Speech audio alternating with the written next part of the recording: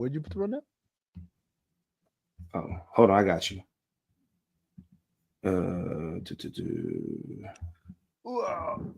Welcome We are. everybody to Black Opinions Matter, motherfucker. My name's Amino Hassan. Let me take a sip of water. I'm joined by Jerv and Glasses. Juju's out. He's traveling. Trey is out. He's working. Jason is out. I'm gonna guess for the playoff purposes. But Jason didn't really tell us why, but we definitely got y'all. Don't worry about it. Plenty to get to, including RIP TikTok. Y'all thought it was gonna change at the last minute, but Supreme Court came in and said, "Fuck y'all niggas." Before we get started, patreon.com/countthethings. Make sure you're locked in, you're tapped in, you're getting all the extra content that is to be had, whether it's the live watch alongs, the Discord, the advanced access to live show tickets for discounted prices, etc., etc., etc. So much more. Patreon.com/countthethings. Make sure you're tapped in. All right, let's get started. Let's start with TikTok, man. Everything else seems like it's about to get heavier, but the TikTok ban happened. Someone had sent me a link about some TikTok video, and I was like, "Oh, let me watch it." This is yesterday, and I didn't do the math for the time difference. When I clicked on it, boom, this app is blocked in the United States, and I was like, "Well, I guess they actually did it." Supreme Court upheld the ban. I thought it was weird or funny, or maybe just strategically really good on TikTok's part that in the this app is blocked message, they suck President Trump's dick a little bit, like, maybe President Trump could help save us or whatever, thus setting it all up. I thought that was real funny, but I was surprised. Look, if you are a creator, if you're someone who makes videos on TikTok, you get paid off of it because TikTok apparently paid well. I get why you're upset about losing this app. I get it. Like that's money out your pocket. I was surprised by the number of people who were upset because they just don't have a place to consume these videos anywhere else. I was like, y'all do know fucking YouTube and Instagram still running, right? This shit still works. You know that there was a spike in 911 calls yesterday from people complaining about TikTok was down. Imagine where your head is at. You pick up the phone and you call 911. What's wrong? Oh, there's something wrong with my TikTok. Like, I get it. The algorithm knew the dumb shit that you like, but fucking do it on any other app. It works after a while. You just got to do it. Am I wrong on this? Like, is YouTube and Instagram not the same shit? I see the same videos across all three. So I'm not missing this shit. Are y'all missing this shit? I don't really use TikTok never really used it like that. I probably should have. So, I mean, outside of it crossing my algorithm because someone puts it on Instagram or X or whatever it's called, no, I'm good. Yeah, I'm a Twitter guy. I'm an X guy. Everything else is entirely too censored for me. I can't, you know what I mean? Like, I have Instagram for business purposes. I have a Twitter for business purposes. I have a Facebook for my parents' purposes, but I'm an X guy. Like, I'm on Twitter, bro. I'm not doing all that. You don't think Twitter's man sensitive? I feel like Twitter is the most sensitive place. Anything you say is like a bunch of people. Well, actually, the people just hop in. Yeah, well, I think on Twitter you get to say it. Like my Instagram, my poor Instagram goes through hell. Like I almost don't want to go live on it. I don't want to post nothing on it because it's like it's so important for business that I need it. But man, they really censor the loc, man. They are not. Yeah, it's all bad. You know what I mean? But I'm okay with Twitter because people cuss me out every week. Like if I make a joke, I get cussed out every week. At least they let you cuss the person out. I'm okay with you cussing me out, long as you have the freedom to. I can deal with that. I can't deal with, you type something on Instagram, they'll be like, no, you can't say that. Yeah. You too. Like, you sure you want to say this? Yeah, that's what I was about to say. Instagram does that weird thing. Niggas confirm with you like, this sounds like some shit that might get you banned. I'm like, what? Sure you want to do this? So I mean, don't get me wrong. Twitter definitely gives everybody more of a voice to say, and it is a bunch of insanely retarded people in this space. You know what I mean? But I'm okay with that. I'm okay. Like I tweeted something the other day specifically about this old lawsuit. Well, it was an old petition that floated around through the artists. And it was hold up, I'll tell you. It says Drake, Megan Thee Stallion, Coldplay, John Legend, and more sign open letter to stop use of rap lyrics in court.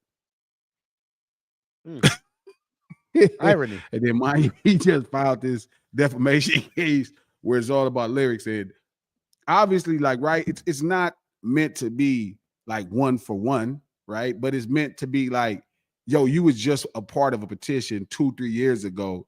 You feel me? Where you say you didn't want people to use lyrics in a criminal court, but you okay with using lyrics in a civil case. And so that's the joke. And people, oh my God, you don't see the difference, and this is not about, and you just be just like, but it's engagement. You know what I'm saying? Like, and everybody can't take a joke. It's all good. Like, I try to talk to somebody with 1 follower or 1 million followers. Like, I try to treat everybody the same. So I like that about X. Shout out to Elon. Yeah, I think it's definitely weird the way people get sensitive about shit that does not require sensitivity. Like overly sensitive. One of the reasons why I like Instagram over TikTok, for example, is, and Jerv knows this because I be sending the videos to him, but like there's a whole category of Instagram videos, Instagram algorithm, where it's not about the video at all. It's just about the comment section, right? And they be going in on jokes, like jokes on like all type of jokes about what's happening in the video. And so the funniest thing to me was I would go on TikTok and I would see a video and I'm like, oh shit, let me check out the comments and see how they roasted. And then it's like, it's all positive, empowering comments. Like, what the fuck is this shit about? Get out of here. You don't see how fucked up this motherfucker look? How are we not roasting them? And someone told me that's TikTok's algorithm. Like it weeds out those type of comments. And I'm like, I don't want that. I'm here for the jokes, man. That's all I'm here for. One thing I can't stand about Instagram either is, and this is why I don't use Instagram, people made it to where they can leave a comment about something you said and you can't like comment back to them. You can't respond to them. And I'm like, bro, like this has to be the greatest whole move in history.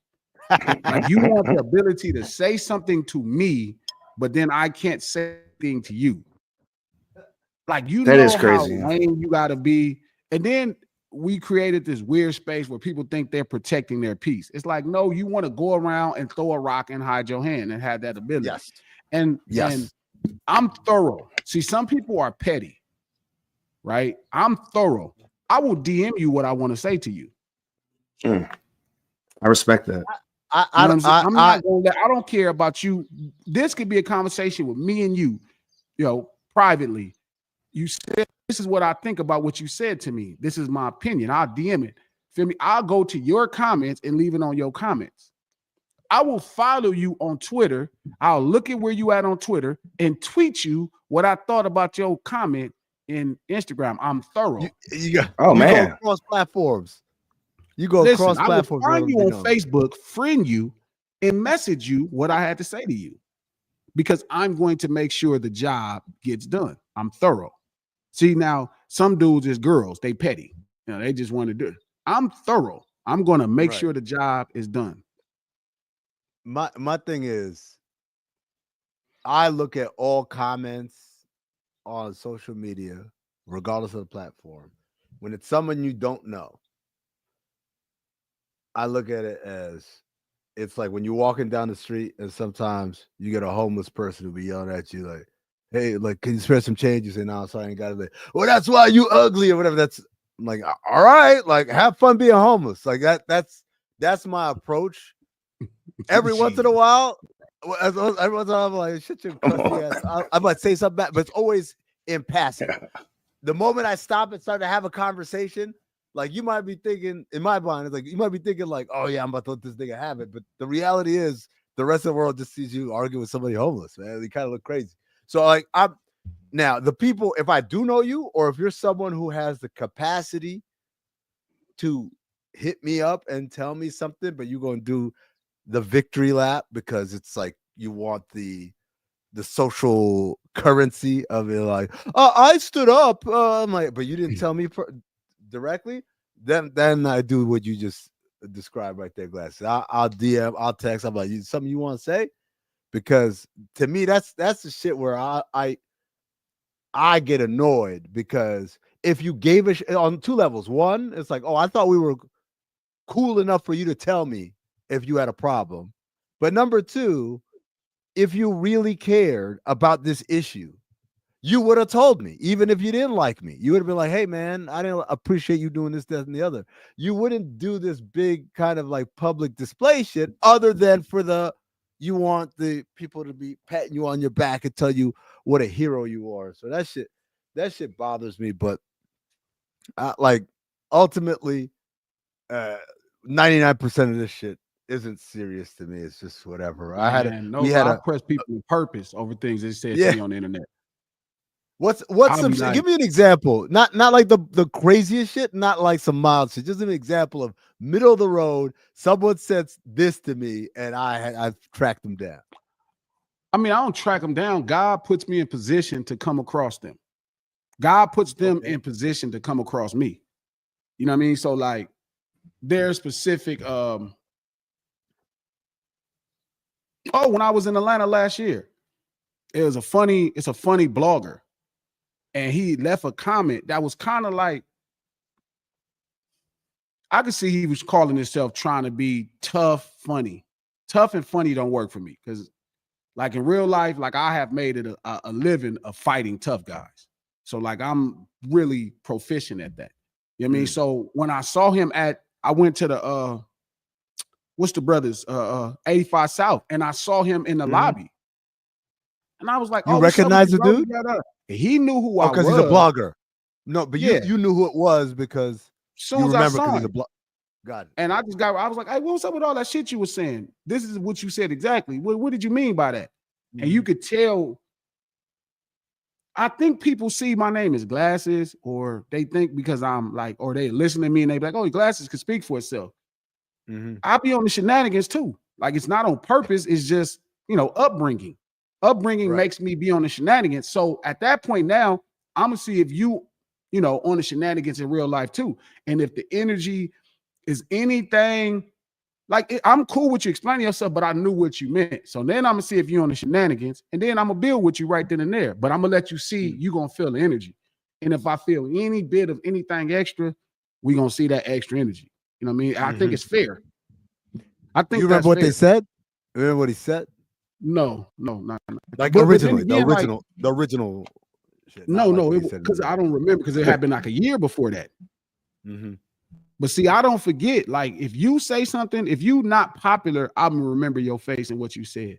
And if I ever get a chance, I'm gonna ask you. And I don't mind explaining myself, even though I don't have to. Either way, physically or conversation. Like I don't go into every fight of me and thinking I'm gonna win the fight. Like I'll go into the fight thinking I could lose. It's just very few motherfuckers I'm not tripping off fighting. Right. But you're gonna smell my cologne. You know what I'm saying? We're gonna definitely get to it. I think it's fair. Glasses, you remind me of some shit. I watched a video the other day. It's about this elephant in India. And the elephant had been abused by this woman. Like she owned the elephant or whatever, and was abusing the elephant. So the elephant one day just snaps and kills her, like mauls her or whatever. So then like a week or whatever later, they're finally having the funeral. Why'd the elephant show up to the funeral and fuck her up one more time? I'm like, damn, I remember because I feel like accountability is important in this universe. You know what I mean? Don't get me wrong. I'm not saying everybody should be held accountable, but for sure, you know what I mean? Like, yeah, I believe in energy. Like, I feel like men should watch what they say. Like, I don't talk to people crazy because I'm on Twitter. Like I'll speak to you like I got some sense. I don't care if you got Right. 1 follower or 1 million followers. I'm gonna speak to you like I got some sense. But people feel like because in their mind they won't ever see you that they can say what they want to say. Well, God lines it up for me sometimes, Jerv, to where that's not going to be your defense. Like now you got to actually see the person you're talking to. And then that's cool. Like again, like I tell you, the best thing for me is I'm okay with losing the fight. Because all I be genuinely thinking about is punching you anyway. So like once I punch you, I'm already successful. It don't matter if you win the fight. This is a comment from the chat, from the live chat. Doc Oh, my Ellery boy, said, Doc. Glass is not lying. Bro, DM me his number to argue why Rodman is the best defensive player of all time. Glass, what's wrong with you, man? Why would hold on? Bro. Why does it need to escalate to phone number exchange? Because I don't like when people insult my intelligence neither. Like I think people, you know what? Everybody on Twitter think everybody trolling. I don't troll at all. And I think that's the confusion. Like I'll make a joke, Jerv. I don't troll. Okay, what's the definition of troll? Troll means purposely misplaced energy to get attention. Oh, no. Okay, I got you. Like, I'm serious. Like I'll laugh at all the jokes. I'll share the jokes and ha, we joking. But like when I be taking, like when I get my basketball takes, I'll be dead serious. Like I told somebody Rodman, that's what Doc told me. I told him Rodman was a top 10 player of all time. But then I expressed to him, I said, because I see basketball as like there's only so many players, right, that are great both ways. Mm-hmm. Magic Johnson was not great both ways. He found a way to be effective the other way, but he's not a great both ways. So you have players who are all-time great offensive players, and it worked, and teams built their identity around that offense. Magic Johnson. Right? Magic Johnson, Kareem, 2 all-time great offensive players. You get an all-time great defensive player in Michael Cooper. But the identity is built around the number one offense. Right? You get Tim Duncan's both ways. You know, you get Michael Jordan both ways. Huh? Hakeem. You know what I mean? But again, sometimes there are just offensive guys, right, that are so great, Steph Curry, that you could build a winner around their identity. Same thing for defense. Dennis Rodman, like a lot of people give credit to the Pistons, Isaiah Thomas. I'm like, Isaiah Thomas was not this all-time great offensive player. Like I mean, he was, but when they started getting better, he took a step back in order because that was what's best for the team. He probably wasn't even in. Even in his greatest, he probably is not as good as Shai Gilgeous-Alexander. And Shai is an all-time great offensive player. What up? Who? I'm sorry. Who'd you say? I'm not. Look, without disrespecting Shai Gilgeous-Alexander, I'm just gonna say I disagree with you wholeheartedly. Sure. But I missed. Wait, who'd y'all say? I'm sorry. Isaiah Thomas. Like Magic Johnson is a transcendent offensive talent. I gotta put a little more respect on. No, I got a lot of respect for Isaiah Thomas. No, I'm not. I mean, I know you do. I'm just saying. I know you have a lot. I think you just need to put just a tiny bit more, yo. No. Just a little bit more. The reason the Pistons won the championships is not through their offense; it's through their defense. They have one of the greatest defensive transition, defensive transcendent talents in the history of basketball. One of the most, guys that can guard defensively through different positions in another way. And they always had the number one defense when they won the championship, even one of the years when this guy was defensive player of the year. But everybody will tell you about Isaiah Thomas when he's probably the 3rd or 4th best defensive player on the team. Sure, yes, but also you do need both. And he does, and he was the some would argue that on a team where the emphasis isn't that, it's even more important. In the same way, like we talk about Steph Curry and the Warriors, you could argue that Draymond Green's defense is even more important to them because if he's not there, then they really don't have any answers in that regard. So I would say, but also Pistons, they had the number one offense and number one defense. So then that argument would make sense. The Pistons ain't never had a top 10 offense because Isaiah Thomas is not a transcendent offensive talent. Now he's an all-time great. He's tough. I'm not saying he's not tough, but I'm telling you it's different. Magic Johnson could walk on a team, right? And Larry Bird can walk on a team and take a team from 21 wins. He'd be the only player that changed and get him 30 more wins. That's transcendent talent. I'm pulling Now it up again, I'm right not talking now. about Zeke. I'm not talking about Zeke. I'm Okay, not talking shit I'm about looking Zeke. I'm looking at the Pistons. Started with the first year they made the conference finals, 87. That's when they lost to the Celtics when Bird stole the ball in the inbounds or whatever. All right, so that first 87, they were ninth in offense.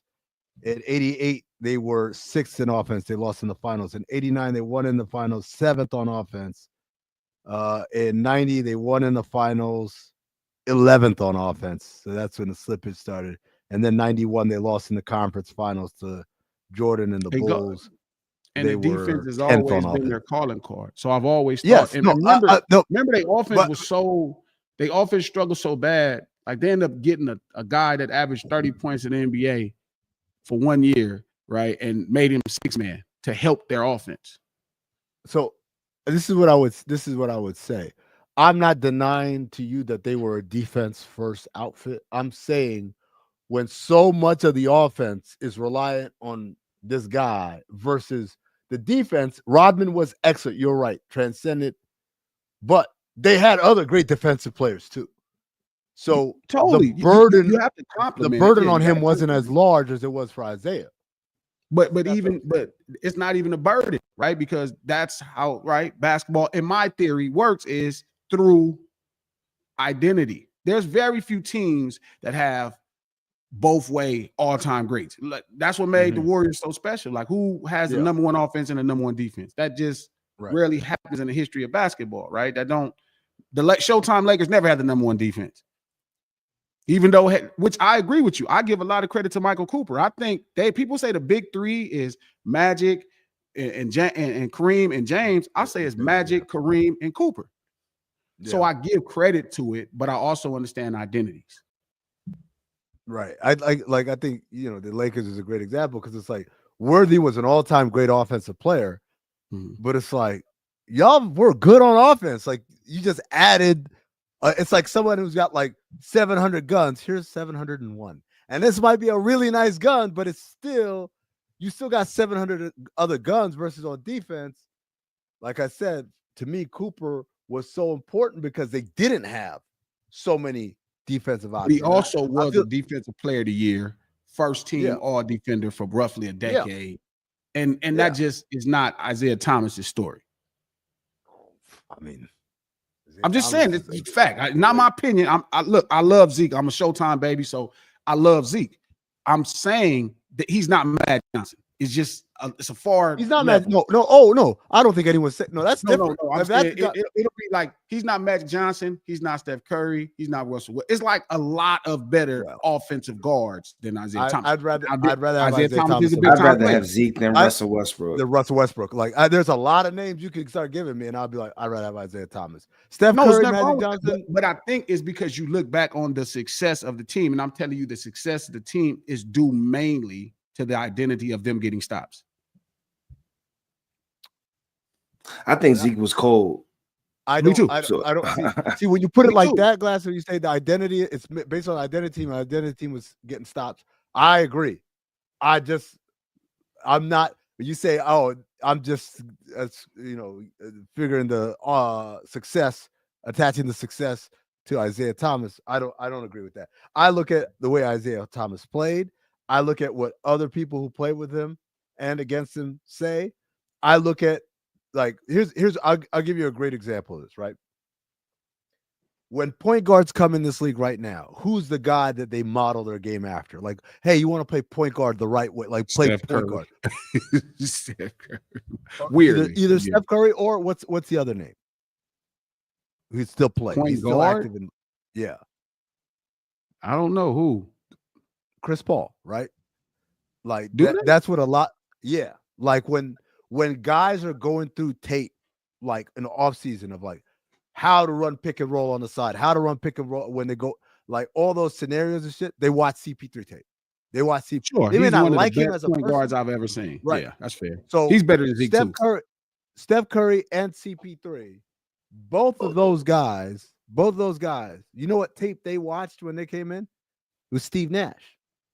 I know this because I when I was doing video, we would get requests. Hey, can y'all send us this? When these guys were still, when Steph was in college and when CP was playing in the league, but he was playing for Team USA, like he was our staff was the coach on the coaching staff, so they were like, Amin, can you send us, because Chris Paul want to watch the Steve Nash tape, right? Now, when I ask people, where do you think Steve Nash got it from? I get a lot of people say John Stockton. I got a lot of people say Mark Price. Nope. Steve Nash, favorite player that he modeled his game after, watched tape and studied, I would imagine Isaiah Thomas. Yeah, he plays like Isaiah Zeke. Thomas, right? Yeah. So it's like, to me, you know, when you say Isaiah Thomas or Shai Gilgeous-Alexander, it's not because I'm giving too much credit to the success to Zeke, a success that was built on them getting stops. It's because I see the thread of how we got here. And I give respect to that, because much like, you know, when Rakim started rapping, and before Rakim, people rap like this and they rap like that, and that was that is like not true. Right? LL Cool J didn't rap like that. Don't do that. Don't do that. But like LL, no, but a yes, lot, that was the standard. A lot of people did. A lot of people did it also. Also for LL Cool J, hold on. Also for LL Cool J, nobody can rap quite like I can. I'll take a muscle-bound man and put his face in the sand. That's to rap the flow. But he had made, he had made I Need Love too as well already. Sure. I'm just saying that was the prevalent style, right? And then Rakim comes and says, influential. I'm rapping like this. Yeah, influences. Right? And is Rakim the greatest rapper of all time? I won't say yes. I won't agree with that, but I'll say, I think he's the most influential. Yeah, it changed the way we do this forever. He's top 10, right? Like we would say he's top 10 though, right? Who? Rakim. Yeah. No, I wouldn't say top 10. I'd have to say. Because I only judge off career greatness, not possibilities or what I think of your talent. Like I judge about what you not top 10 for you, right? He's probably for sure one of the greatest people. He's probably top 3 greatest influential hip hop artists ever. And influence, I give a lot of credence to it. Yeah, but to you, based on your criteria, because his career was short, he can't be a top 10 rapper. He just didn't have a top 10 career. Yeah, you're saying this because his career was just short, right? Not short. He still put out records. I just think his career was 93 to 97. 97, yeah. Career. Yeah. But again, like I think you can make it happen. It's 88 or 87 to 97. But I'm saying you can make a lot happen in 10 years. Remember, Tupac's career is 6 years. Wait, hold on. How's Biggie's career 87? No, you said Rakim. I'm sorry. Big career. I was talking about Big.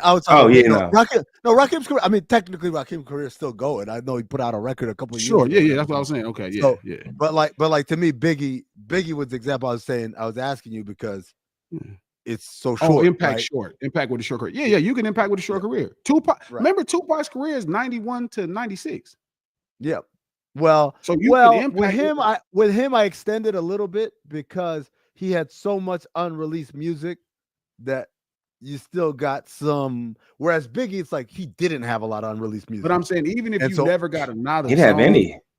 Yeah, he had a couple of songs. Yeah, he had a couple in the can. Yeah, I mean, he had like a verse or two that they sprinkled in. I mean, the verse or two is crazy. I can't that post that album. What's that? Born Again. Mm-hmm. Yeah, nah. You don't take that was Born Again was 90% shit that was just recycled. Yeah, that we already had heard. And I ain't like how a lot of cats just got features with Big. Like that personally bothered me because then people was using that under their belt, making shit like they had like tracks with Big, and it's like, nah, my nigga, them Jones don't count. Jerv, that was the cost of admission to the freak off. Come on. No. I get influence, and I don't want to sound like I'm insulting or disrespecting Isaiah Thomas. Obviously, that's a part of the game. I'm just saying, to the point of Doc's point, I'm saying the way I view basketball is strange to people. And so I got at him like, no, this is my I'm not trolling you, bro. Like, that's why I was calling him. Like, bro, I'm not trolling you. I just hold defense in the same regard that you hold offense in. Right. That's it. So if you're like an all-time great transcendent defensive player like Dennis Rodman, yes, you're going to be the second best power forward to me of all time because you had the second greatest career of all time. You're like me in that when Ben Wallace was up for Hall of Fame, I was like, he's absolutely a Hall of Famer. Absolutely. Because everything Only that we talk undrafted about. player to ever make the Hall of Fame. Yeah. But people give me shit for it. He had a greater NBA career than Patrick Ewing, and everybody cusses me out. See, here's why I disagree with you, right? Even though I see your logic where you're going with it, is that Patrick was a great defensive player too. And Ben Wallace was an awful offensive player. And I think that's the difference. It's like Patrick was great at both. Pat was a great defensive player. Yes. Okay. Ben Wallace possibly is the greatest defensive player. Sure. No, he's elite. Patrick Ewing would probably be not even a top 10 defensive center. Yeah. Don't say yeah. Don't say yeah. No, I'm saying yeah, because I understand your point. I mean, like, no matter what number he says, the difference between Patrick Ewing offensively and Ben Wallace offensively is going to make up the difference, which is why Patrick's better than Ben Wallace. No. Yeah. That's what I'm saying. No. I'm saying that's what Amin's saying, and I agree with Amin. My point is this: is that Patrick Ewing was a player who was the centerpiece of a team that was very successful for a very long time, and he was not only the central figure on offense, but he's also the central figure on defense for the greatest defensive teams of the 90s. Like, that's like, you could say, oh, he's all right defensively. Like, no, he wasn't. He was the anchor for the defense that made the NBA say, we got to change the rules. We got to change the rules. The way they defend is I mean, he's not Hakeem Olajuwon. I'm just making sure we got that clear. No, he's not Hakeem. He's not David Robinson. No, he's not. He's not David Robinson. He's not Hakeem. Again, he's not David Robinson. And my problem is there's too many guys like, and I'm not, look, I wear Ewings. I hate that we end up in this space. What I'm saying is what Ben Wallace was able to do with the Detroit Pistons defense, right? Shout out to Chauncey Billups and the guy that they got to compliment his defense. They were able to be the number one defense in the NBA and it equaled a championship based off of his transcendent defense.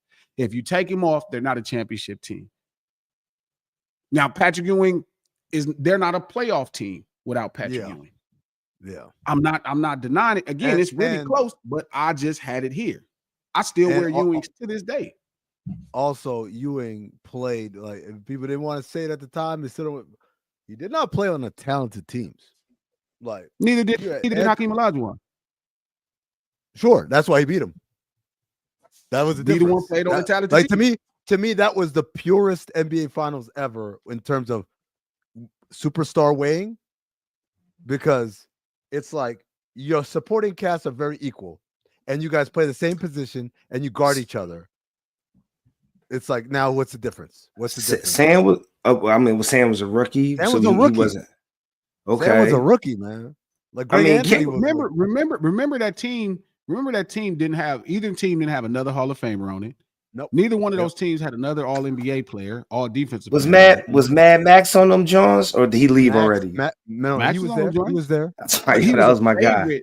He was a favorite more than accomplished of that level NBA player. No, nobody. You're right. There's nobody on those teams. Nobody except like, those even two if you guys. say Sam Cassell and Robert Horry, Jerv, you got to understand that's not Sam Cassell, Robert Horry from like 2001. These guys are first and second year players. Mario Elie was on this team. Like, I get what you, but these were solid. Like, but I'm just like, these are all guys. They're just guys, right? In the same way that I could say for the Knicks had John Starks and Anthony Mason and Charles Oakley, and I could say, oh, Anthony Mason ends up being an all-star. Like, well, yeah, like 3 years later, but like he made it guys, one time. Man. Yeah. They only, between those two teams, they had one all-star guy. Isaiah in the chat says Clyde Drexler. Clyde Drexler wasn't until the next year. It wasn't until 95. That was traded for him mid-year. So in 94, you talk about it was Otis really Thorpe. just You're that talking was the about year. Scotty Otis Brooks. Thorpe, You're talking about dude. Kenny Smith. You're talking about we're not Carl knocking Herrera. Like, we just saying. Oh no! I'm just reminiscing. Yeah.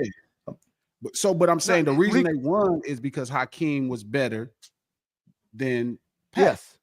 And Rico says mountains. Rockets had shooters. Worst matchup for the Knicks. They lost in 7 games. And and by the way, game 6 ends with John Starks, who had been on fire, going for 3 in the win, and Hakeem comes from all the way under the basket. He leaves That was a Patrick Ewing crazy to play. I go remember get that. Crazy a play. fingernail. So it's like A you could say it was defensive the block. worst Yeah. matchup. These niggas almost 1-6. If it's the worst matchup, like I'd love to see what the best matchup would be. Like This it was was the- when I No, think no. it was The only This was thing- the OJ, only right? thing- Am I tripping? OJ. It was the OJ. Yeah, OJ okay.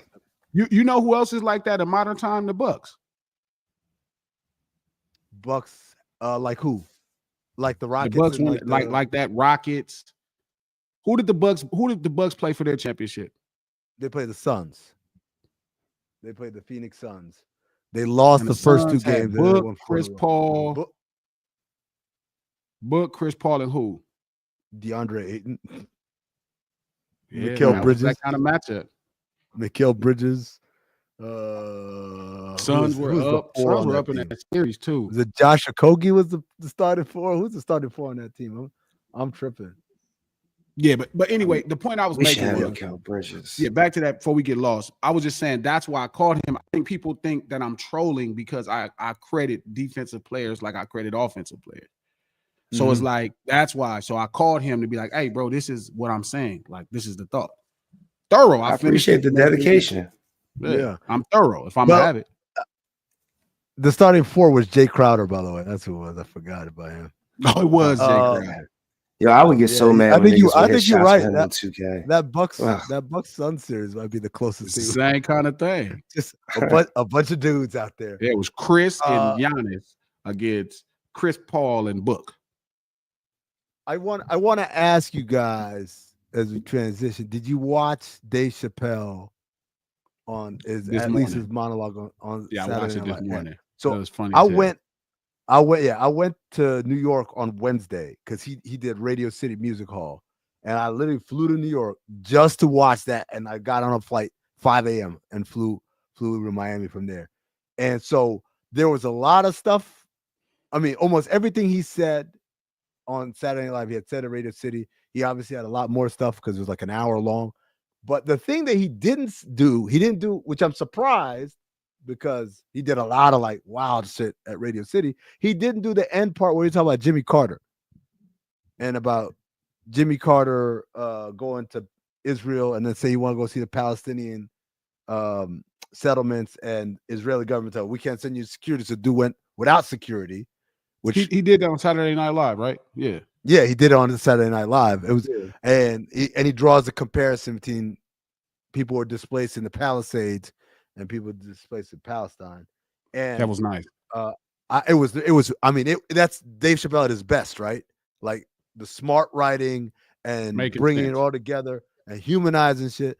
But the thing that I kept thinking about was, as I watched it, was how is this received? Because I didn't catch it on the internet. I caught it on YouTube. I watched it on YouTube, and then I got to work or whatever.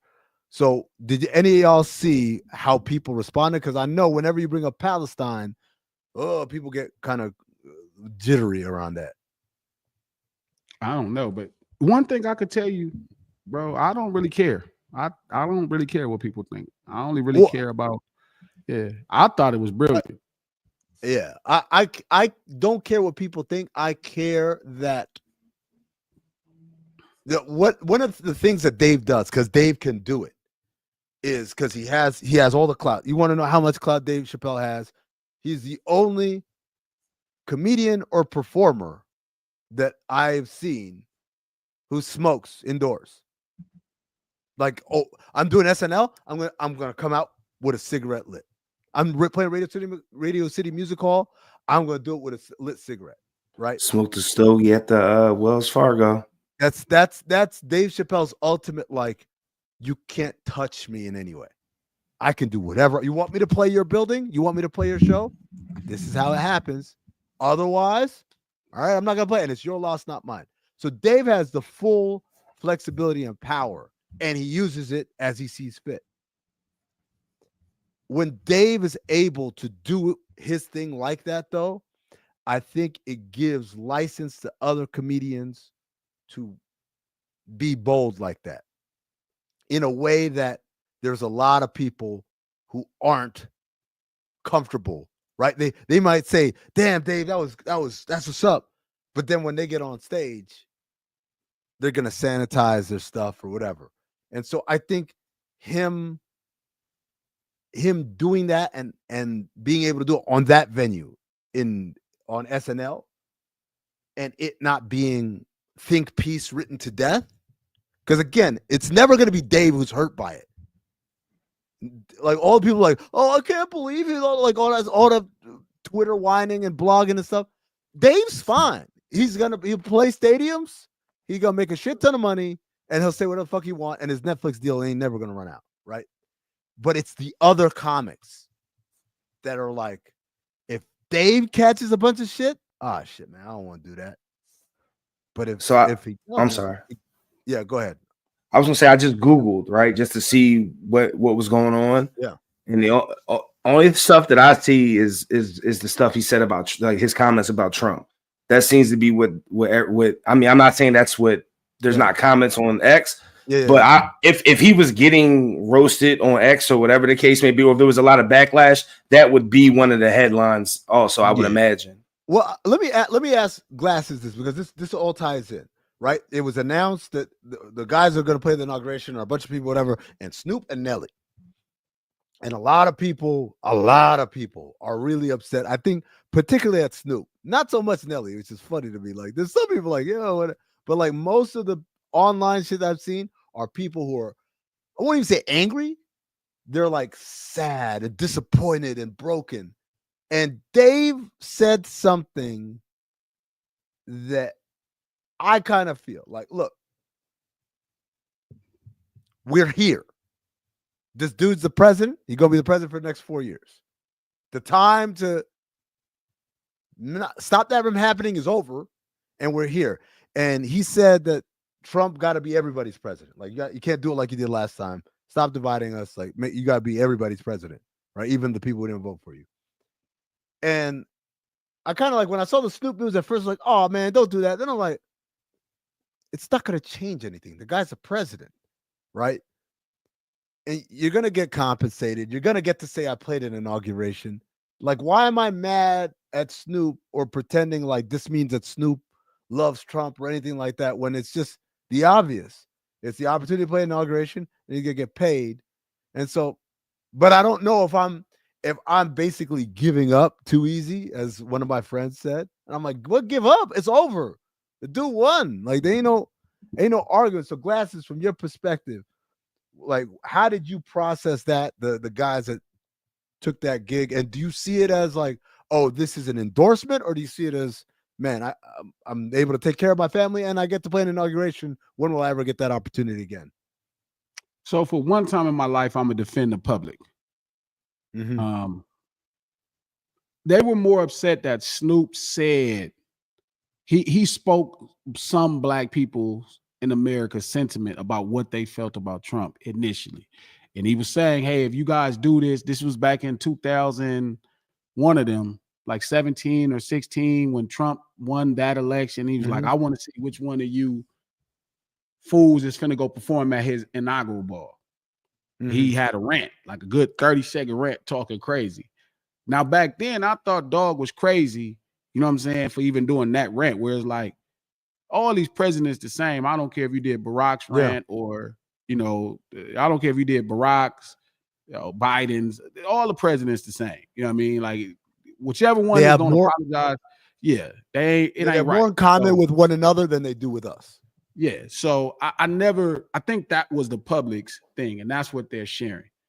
And I think sometimes if I ever gave advice to dog about this, like I tell Charlemagne all the time, don't try to be the hero. Like, that's one thing I tell hip hop, period. Charlemagne's hip hop, Snoop's hip hop. Stop trying to be the hero. What's that mean to you? Being a hero, trying to be the hero. Don't ever represent the interests of mainstream when you speaking. So like, if they're like, so I'm not quite sure Trump really, because Snoop had did Trump's roast probably like a couple years before that. Yeah. So like it's like you and him had a relationship, or y'all did business. So I think when he was on that rant back then, he was voicing the sentiment of the people. You know what I mean? I don't think it was his personal sentiment. I could be wrong, but Right. I think it was the sentiment of the people. And I think he was voicing it. I tell Charlemagne the same thing. Don't try to be the hero. The best thing you could be in hip hop is the anti-hero. You cannot become America's hero. Don't try and speak for America, because you're going to realize real fast how un-American things could get. So I think this is one of those moments where I think he was speaking up for the sentiment of a big population of America. You know what I mean? Back in 2016. Trump was the president. People wasn't liking him. You know, everybody woke up one day, because I'm not going to lie. Growing up my whole life, Trump was a black celebrity. I never seen Trump with like other successful white people that were popular, right? I would always see him on Oprah. He'd be with Herschel Walker or Mike Tyson or Dada. Like you know what I mean? He had this thing where he was pretty much black people's standard of success for some weird way, even in hip hop. You know what I mean? So many rappers referenced him as that. So I never really got into who Trump was outside of what his business thing was. I figured out what he does business. He's the brand. He created that brand. That's one of the first. That's somebody I could remember early that understood branding a lot better. So he was like gold standard in hip hop my whole life. And then he runs for presidency, you know, obviously, 20, 30 years later, he tried before and he wins. But then now the narrative is that, he hate brothers. Now, I mean, it don't make neither one of them not true, because he could be hanging out with all the brothers in the world and still hate brothers. That don't make him no different than any other president. Every president hate brothers to some degree. You know what I'm saying? Like, and I don't want to get into that. But I think if I would say anything to him, that move back in 2016, 2017, when Trump won the presidency, that became that's how people are hanging him. They like, wait a minute, you were saying this. That's what they have over him. Because if he would have did it without that rant, people wouldn't care, because it's Snoop Dogg. It's a Crip doing the presidential inaugural ball. It wouldn't have mattered. But because he said that, and maybe at this point, either he realized he didn't want to stand or it didn't matter. I don't quite know, because I haven't heard Snoop say something. I don't even know what if let's just theoretically, what if he was authentic when he said it in 2016? He wasn't just trying to be a hero or whatever, but like he actually felt that way. Would it make a difference? And he changed his mind, right? But that's the problem, where when you start to voice what you think on politics, it could stick with people. You know what I mean? And Dog is fine. Dog is one of those, because he is a hip hop dude to the core, like Ice-T. Everybody get over with him, because they the villains, even if they don't want to be.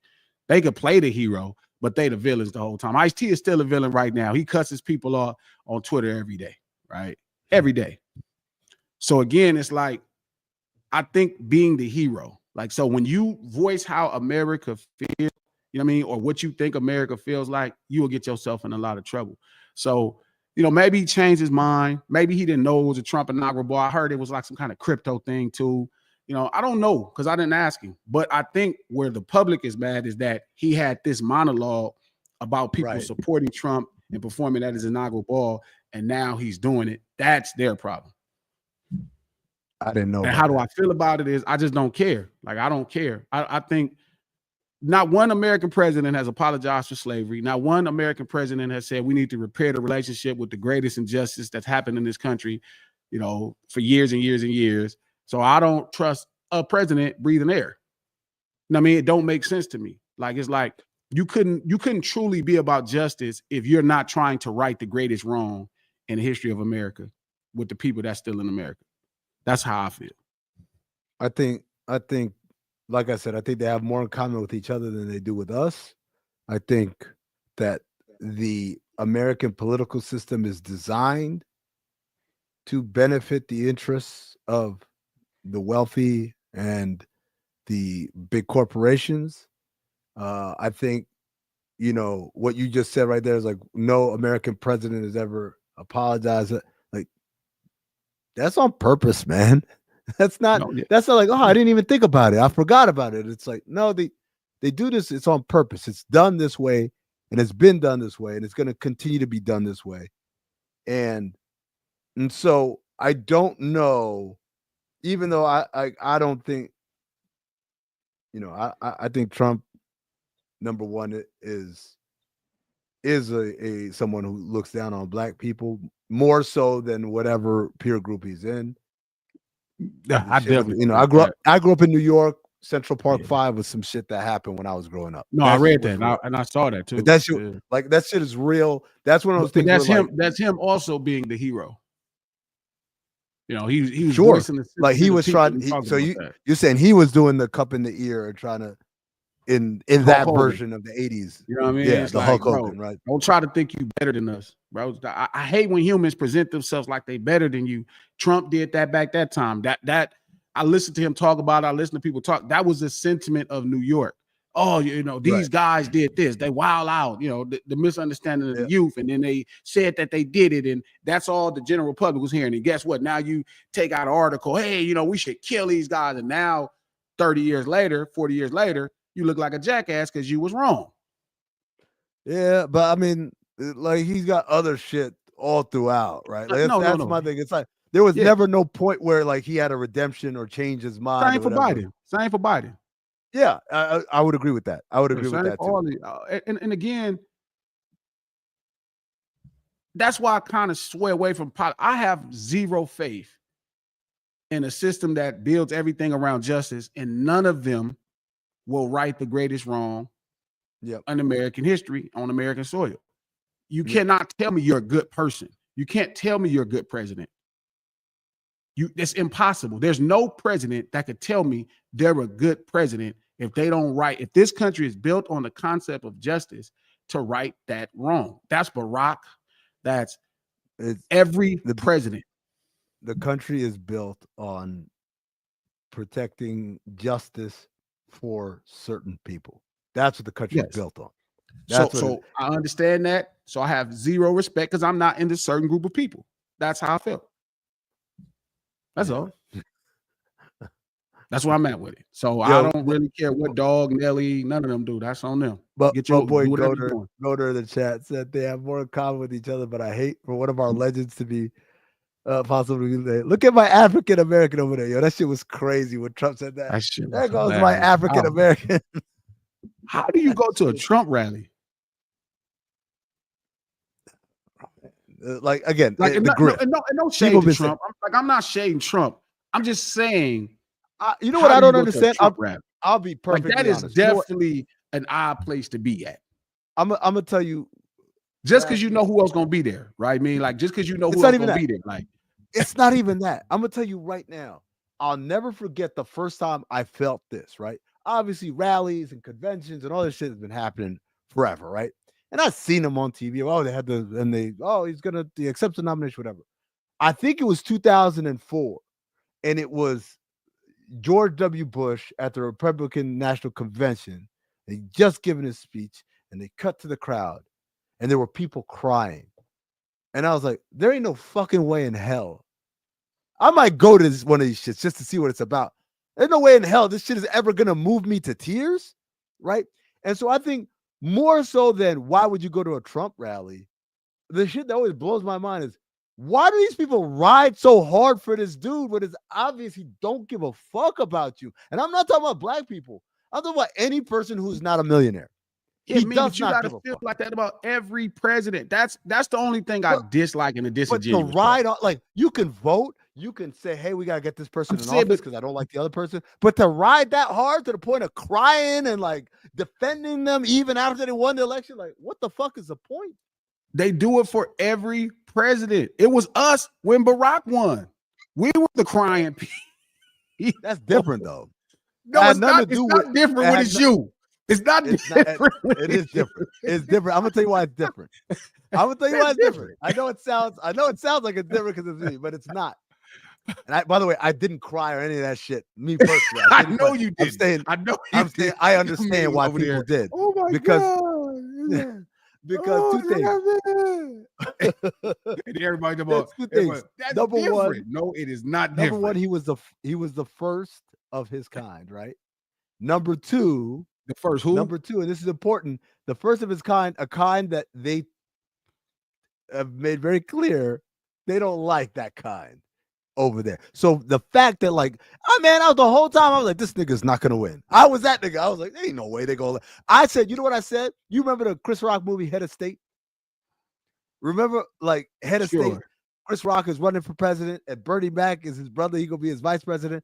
And like at first, it's like a joke because they wanted the party to lose and lose so big that they could get They some start change. gaining ground. Then they start gaining, and then they got that one last news report. It's looking like if nothing changes, America's poised to have its first black president. And the next shot is all these white people running in the streets to the polls because like fuck out of here. There's no way we're gonna let that happen. I swear to God, I thought that shit was gonna happen. I thought it was like, there's no way.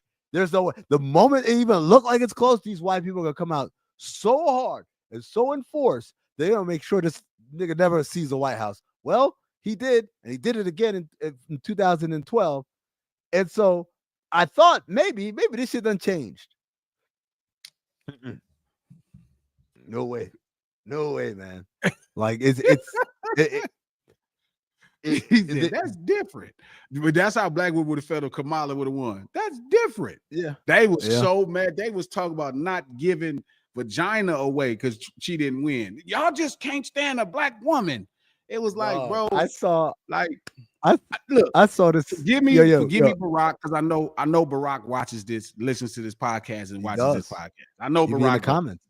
Forgive me, Barack, but bro, I just need somebody who grand ancestors was a descendant of an American slave. Like I just need somebody like that to win, and then I might, because I want to see that. I can't hold Barack to this. Like, you know what's funny? Barack is a brother, right? But he not the kind of brother that I can really think he understand my problems. So like, I can't be mad that he didn't be like, you know what? We need to make sure the brothers get reparations, or we need to make sure this country apologizes. I can't be mad because it's like, does he really get it? You know what I mean? I think he does. I think he does. I think when you escalate to that level, the machine ain't gonna let you do none of that shit. They'll take your ass out before. I'm not doing that because Trump go against the machine all the time. Nope. I already seen one not on real man shit. go against it. Not on real shit. I'm talking about anything. I'm talking about whatever. It ain't just real shit. He show you that crazy man shows you what the president can do when he decides that being a politician is not the most important thing. What has he done? First off, he say whatever he want to say. He says shit. What has he done? I'm not this way. I'm not. Let me ask you a question. If a president came out and said, hold on, let me ask you a question though. If a president came out and said, hey, slavery, our bad, we fucked up. I'd be like, I think we might own to something. But hold on. But that's all he does. He goes, no reparations. He would already go right up under Abraham Lincoln and Andrew Jackson. He would immediately go to 3 just with the apology. Abraham Lincoln is number 1, Andrew Jackson owned slaves, and he's still number 2. Abraham Lincoln, by the way, he get a lot of and you know, Abraham Lincoln didn't want to free the slave. I know the truth, but I'm saying even by accident, I got to take the gift. You know what I'm saying? If I accidentally get $1 million off the back of a truck, shout out to the Brinks truck that dropped it off. I'm still thanking Brinks. It could have been an accident. It could have just fell off the back. That's how I feel about Abraham Lincoln and his contribution to freeing slaves. It's like, it don't have to be because you wanted to free the slaves. Yeah, you just wanted to win the war. Yeah, you just wanted to, you know what? But I take God's blessings too. They could come through you. They came through him, and I accepted it. Number 1, Andrew Jackson. He had slaves, but you know what? He was a fool.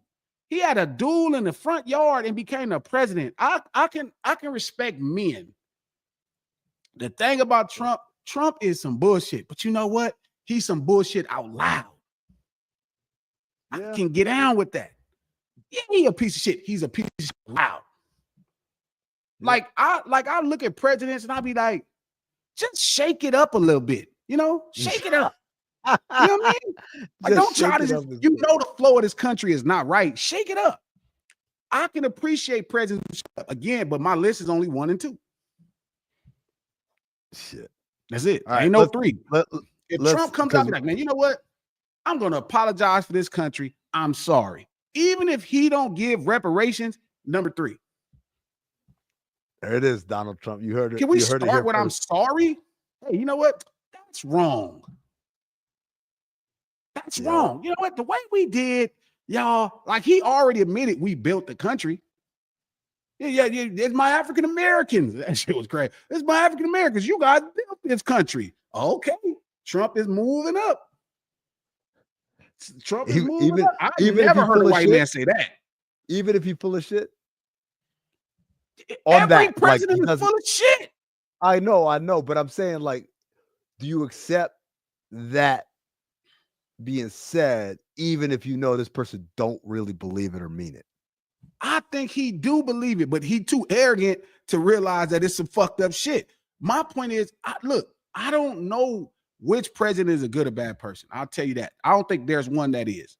Because if you, again, as an American president, you still ain't righting this specific wrong, the oldest wrong on this soil, you bullshit.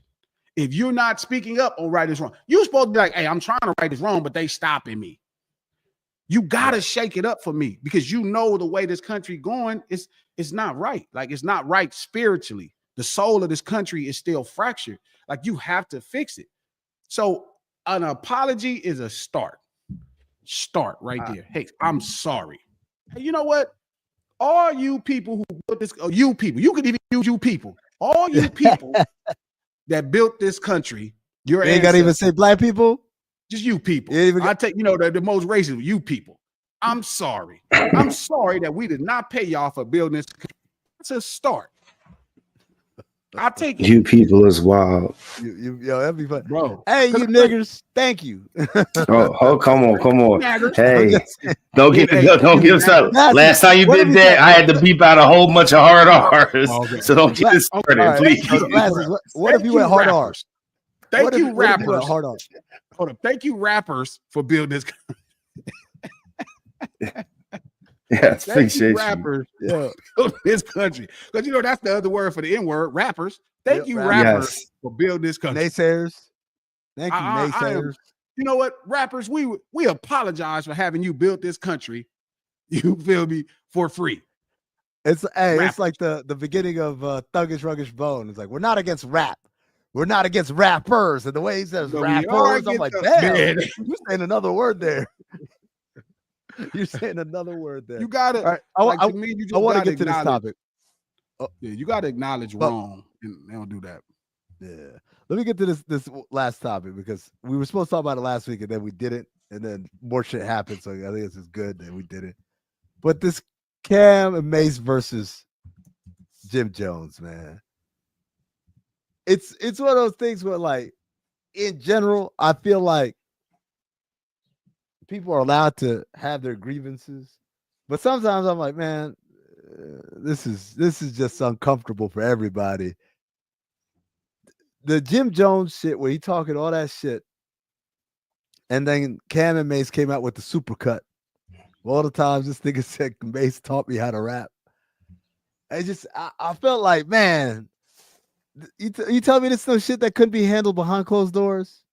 You got a problem, you could just pick up a phone. I feel like these niggas are accessible enough where you could call them or DM them at the least. Why are we at this place where this shit is happening out loud? Or is that good? Is this good?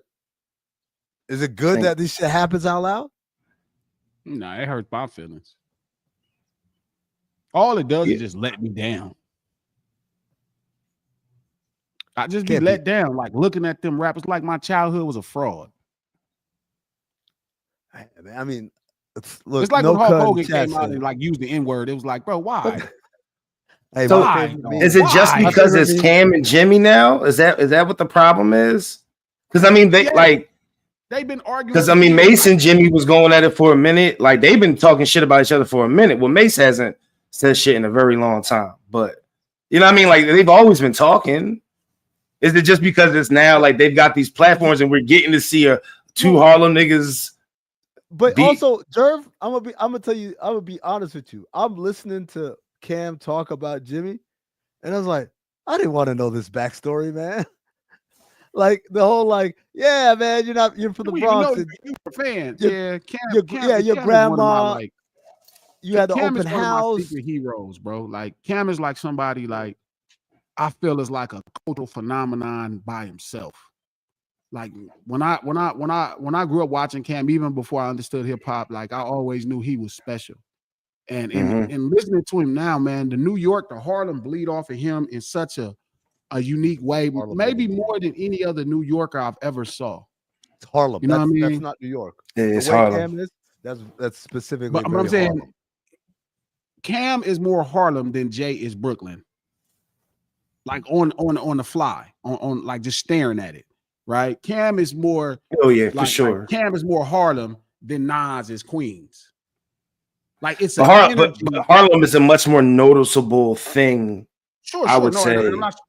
I'm not saying. I'm just saying why he was like this cultural superhero to me. You know what I'm saying? And it was like, again, I know Mace is his man. I did the history on Children of the Corn. You know what I mean? I did the history on where Jim come from. Shout out to Jim because I met Jim when he first was in Compton with Game and them. Like I met him then. So, but again, that opportunity to monetize your situations, you know, maybe they talking backstage. Maybe they're like, we just doing this for money. That's another thing I gotta think. You know what I mean? Maybe they like, you know what? People want to hear this. Yeah, because they didn't call each other out their name. He didn't like go use a B word. It was like, oh, you know, you was born in the Bronx. Well, and, hold on. Nah, hold on, Glasses. I can't see Jim signing up for Cam saying, yo, get off my dick. Like you know what I'm saying? Like I feel like there's certain terms that would have been in the contract, and that's one of the trigger words for niggas. I feel like. Am I tripping? By the way, let me just say this right now. I kind of wish I'd rather Cam had called him a bitch than to say, yo, the only you was a fan, and the only reason we used to like come over is because you had the empty crib because your grandma died, and so we would bring bitches back there to go fuck them. Like it made it so much like, worse. And he said, "Rest in peace to grandma." Like, yeah, like it was so detailed and so like, you know, like just I'm like, damn, man. Like he was calling him by his nickname when they was little. He's like, yeah, Jomo. Like you could tell. Like, it was like, oh man, where are we? You ever been somewhere where you're like, oh shit, I should be here, man. I've physically been in places like that where I walk in and I look around the room like, oh shit, I should be in here, man. Why am I here?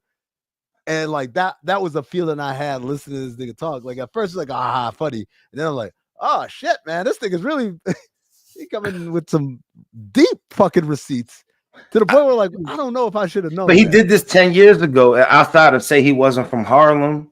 No, not from Harlem is different from nigga, you was a fan. We was already rapping and you was coming around. You wanted to hang out with us. And the only reason we hung out with you was because you had the open crib. Because your grandma passed away. Because your grandma passed away. Rest in peace to Granny.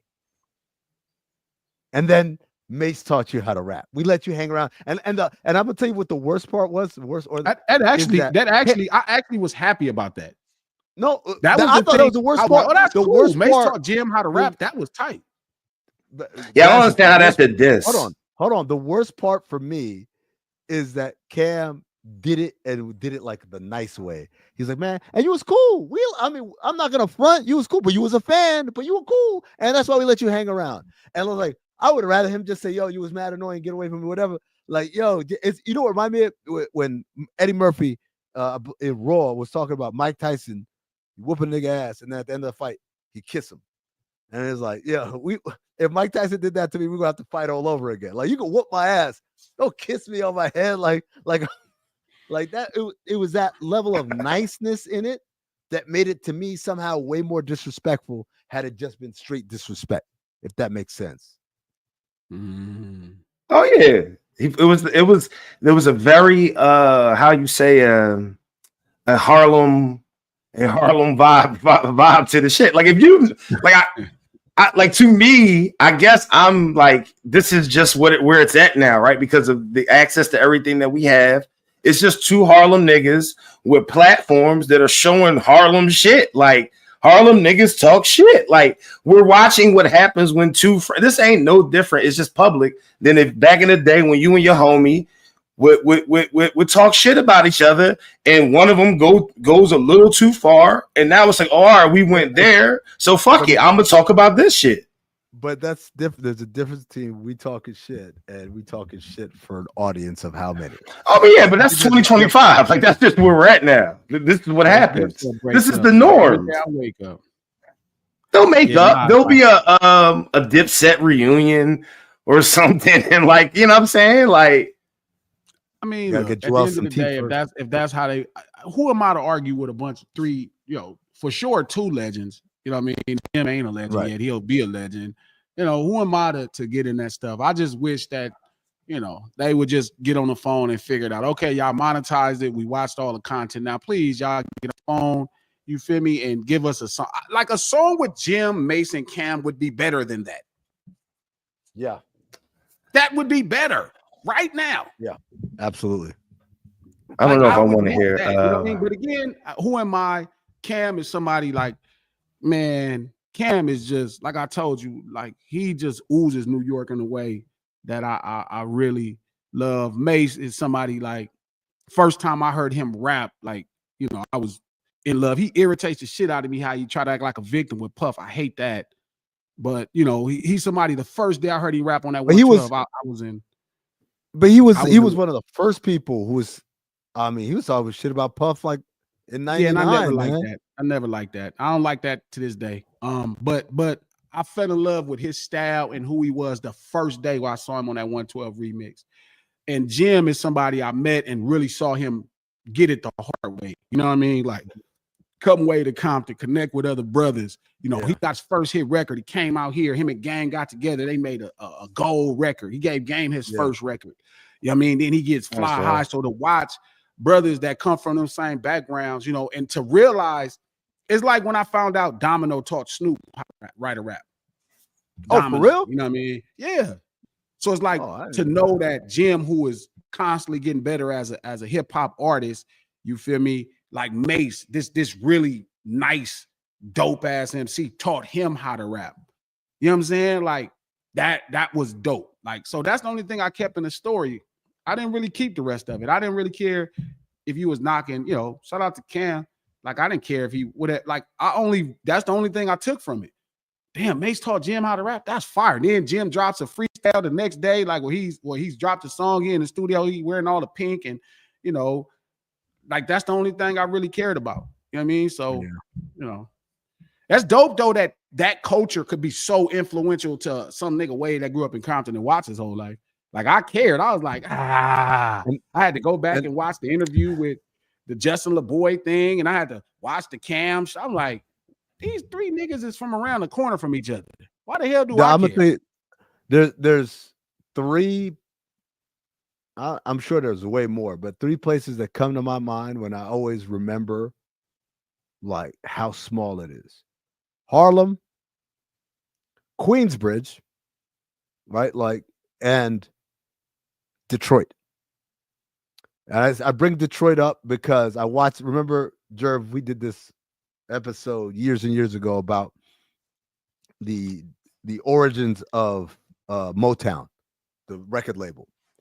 And they were like, Aretha Franklin, Smokey Robinson, and Stevie Wonder all grew up within like 4 blocks of one another and didn't know each other. That's fucking insane that you get like that much Hall of Fame talent right around the corner from one another, didn't know each other. Like, not even like, oh, we all came up and had this dream. It was like, oh shit, where do you live? Oh, you live? Oh man, me too. I grew up right there. Like, but during the same time. Yeah, all during the same time. Same thing. Obviously, them type of talent, they wasn't playing outside for sure. They was doing something else. They wasn't playing outside. Stevie Wonder for sure was. Stevie was on there like playing outside or something. He wasn't playing outside. I mean, Stevie obviously can't play outside, but you get no, that type of talent. No, you know what I'm saying?